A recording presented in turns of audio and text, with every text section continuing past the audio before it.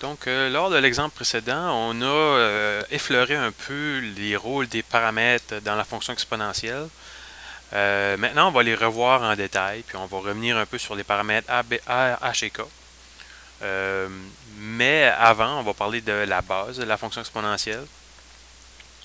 Donc, ici, la ligne solide qu'on a, ça se trouve à être f de x égale à 2 à la x, puis l'autre qui est un peu plus pâle, donc qui est pointillé, c'est f de x égale à 3 à la x. Donc, lorsqu'on augmente la base, puis que la base est plus grande que 1, plus elle devient grande, plus la progression ou la croissance devient rapide par rapport à la fonction.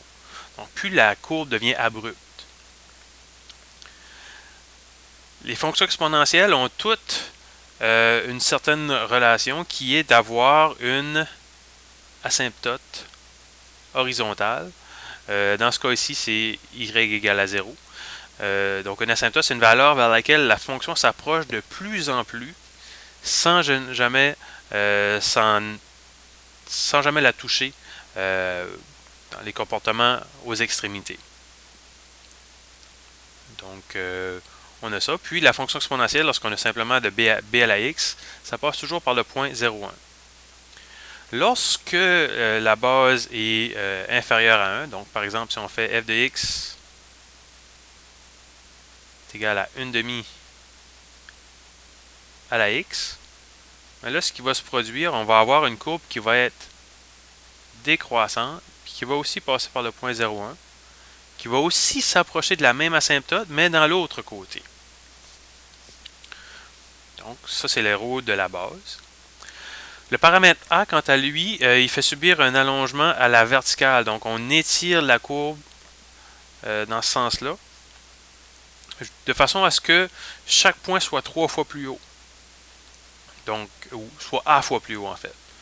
Donc, ici, on a la courbe 3 fois 2 à la x. Le point 0,1 est 3 fois plus haut, donc il est rendu au point 0,3. Et on a la même chose pour chacun des points.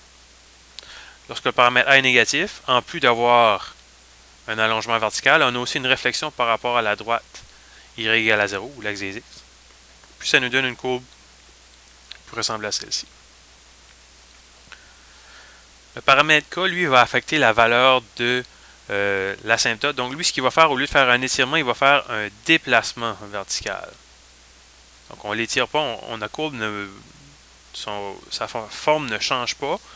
Tout ce qui change, c'est la hauteur à laquelle elle va commencer. Donc, y égale à k, ça va être l'équation de l'asymptote de la fonction. Donc, par exemple, ici, j'ai k égale à 1.